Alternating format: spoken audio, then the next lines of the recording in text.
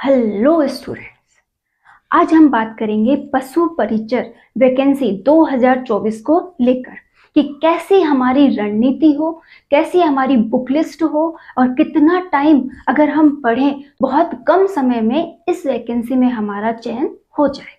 तो स्टार्ट करते हैं आज का वीडियो। इस वीडियो को आप लास्ट तक देखिएगा। ये आपको इतनी अच्छी स्ट्रॉन्ग रणनीति रिप्रेजेंट करेगा जिसका यूज करते हुए आगामी कुछ महीनों में आप अपनी तैयारी को बहुत ही ज़्यादा स्ट्रॉन्ग कर सकते हैं और इस वैकेंसी को क्रैक कर सकते हैं। तो अपना सिलेक्शन पक्का करने के लिए एक बार इस वीडियो में पूरी तरह से ध्यान लगाइए और इसे सुनिए और अप्लाई कीजिए। ये आपके लिए बहुत ही यूजफुल साबित होने वाला है। तो स्टार्ट करते हैं आज का वीडियो। तो देखिए, जैसा कि आप सभी को पता है, इतने दिनों से आप लोगों ने ये चीजें समझ ली हैं, फिर भी मैं एक सरसरी नजर से आपको ये समझाना चाहती हूँ। एक बार फिर से इसे ध्यान से देखिएगा। तो पशु परिचर 2024 की वैकेंसी की अगर आप तैयारी कर रहे हैं तो आपको पता होना चाहिए कि इसके लिए क्वालिफिकेशन आपके पास कितनी होनी चाहिए। 10th कि आप अगर 10th क्लास पास हैं तो आप इस एग्जाम को दे सकते हैं। तो उससे अपर क्लासेस भी इसको दे सकती है। आप जिस भी क्लास से बिलोंग करते हैं इसके अंदर आप अप्लाई कर सकते हैं, जो भी गवर्नमेंट नौकरी की चाह रखते हैं। ये एक बहुत अच्छी जॉब्स में गिनी जाती है। कोई ऐसा नहीं है कि आपको बहुत लो लेवल की जॉब यहाँ मिल रही है। एक बहुत अच्छी जॉब है, आप आसानी से इसे ले सकते हैं। तो देखिए स्टूडेंट, अगर आप पशु परिचर 2024 की तैयारी कर रहे हैं तो आपको इन कुछ बातों का यहाँ पर ध्यान रखना होगा। पहला, आपको यहाँ पर एक ही पेपर देना है कि हमारा जो पेपर है वो हमें कितना देना है, एक। कि ओवरऑल आपको पशु परिचर के लिए एक ही पेपर देना होगा। कि क्वेश्चन पेपर जो हमारा है उसमें हमें 150 क्वेश्चंस दिए जाएंगे, जिसके नंबर भी कितने हैं, 150। यानी कि एक क्वेश्चन आपका कितने नंबर का होगा, 1 नंबर का। ये पॉइंट भी आपका क्लियर हो गया होगा। दूसरी बात आपको ये ध्यान रखनी है कि ये 150 क्वेश्चन आपको 3 घंटे में अटेंड करने हैं। आपकी पेपर की समय अवधि क्या रहने वाली है, यहाँ 3 घंटे।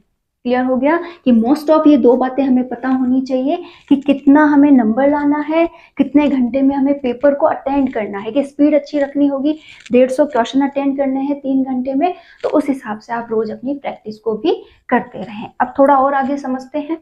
जैसा कि हमें पता है कि पेपर तो हम एक ही देने वाले हैं, लेकिन इस पेपर को 2 भागों में बांटा गया है। पहला भाग आपके भाग ए के नाम से जाना जाएगा और दूसरा भाग भाग बी के नाम से जाना जाएगा। कोई बड़ी बात नहीं है, इसे आप समझेंगे तो समझेंगे कि एक ही पेपर हमें देना है, लेकिन भाग 2 है।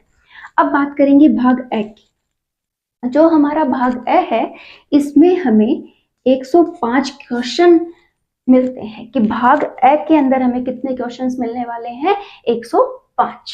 और इसी तरीके से भाग बी में कितने क्वेश्चंस मिलने वाले हैं, 45। कि हमें 45 क्वेश्चन तो किसके मिलेंगे, भाग बी के, और 105 क्वेश्चन किसके मिलेंगे, भाग 45 क्वेश्चन तो हमें किसके मिलेंगे, भाग बी के। इसी तरीके से भाग ए के कितने मिलेंगे, 105। कहने का अर्थ है कि 70% जो पेपर में परसेंटेज है वो किसका है, हमारे भाग ए का, और 30% किसका है, भाग बी का। समझ में आ गया। और एक और बात मैं आपको यहाँ पे क्लियर करना चाहूँ कि आपको यहाँ पर 2 बातों का और ध्यान रखना है कि हमें नेगेटिव मार्किंग भी देखने को मिलेगी, और वो नेगेटिव मार्किंग कितनी है, 1/4। बहुत कम नेगेटिव मार्किंग है अदर एग्जाम्स के मुकाबले। वहां हमें देखने को मिलता था 1/3 और यहाँ पर क्या है, 1/4। इसका अर्थ क्या है कि अगर आप 4 क्वेश्चन गलत करते हैं तो 1 नंबर आपका कटेगा। क्लियर हो गई ये बात। कि अगर ये बात किसी को समझ नहीं आ रही तो एक बार फिर से समझ लें कि अगर आप 4 क्वेश्चन गलत करते हैं तो आपको 1 नंबर अपना खोना पड़ता है। क्लियर हो गया। अब देखिए, आपको एक मोस्ट ऑफ पॉइंट यहाँ पे ध्यान रखना होगा, वो ये है कि हमें 40% मार्क्स इस पेपर में लाने हैं। कि हमें कितने परसेंट मार्क्स इस पेपर में लाना अनिवार्य है, वो है 40%। अगर आपके मार्क्स 40% से कम है तो आप इस पेपर को क्लियर नहीं कर पाएंगे।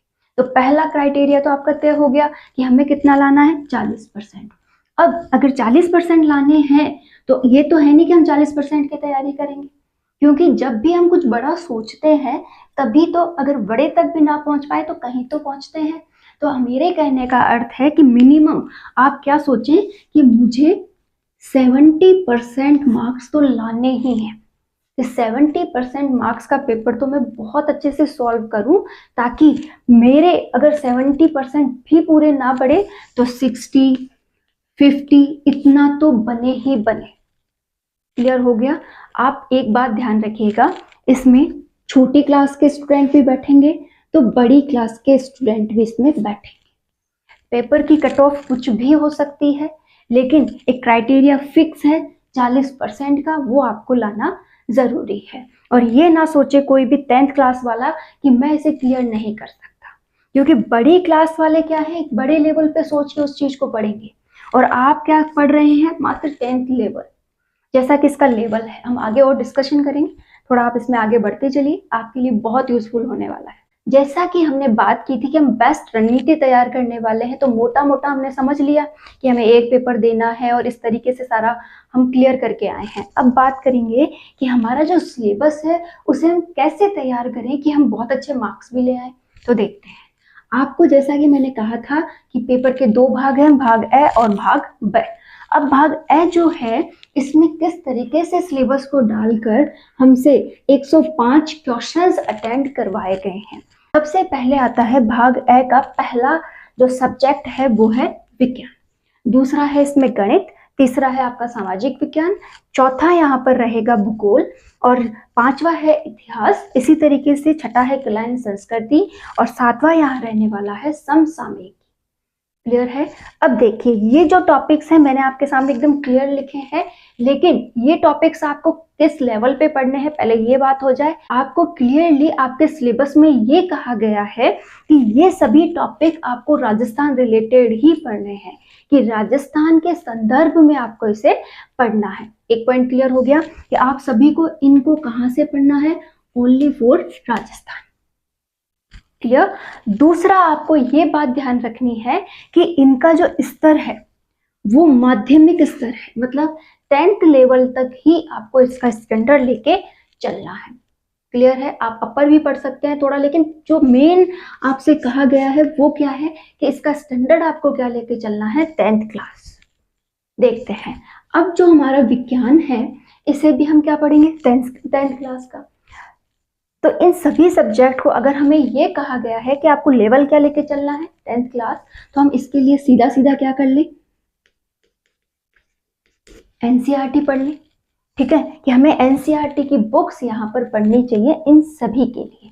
तो क्या करेंगे, हम छठी से लेकर 10th तक की एनसीईआरटी बहुत अच्छे से समझ लेंगे। ध्यान दीजिएगा, हम बात कर रहे हैं एक बहुत अच्छी बुक लिस्ट को लेकर, कि हम क्या पढ़ेंगे यहाँ पर 6 से लेकर 10 तक की एनसीईआरटी। इसके अलावा आप क्या कर सकते हैं, राजस्थान का सार संग्रह अगर किसी बुक पे किसी गाइड पे लिखा है तो आप उन्हें भी परचेज कर सकते हैं, क्योंकि वो इन सभी का एक बंच है जिसमें एनसीईआरटी का निचोड़ भी डाला गया है।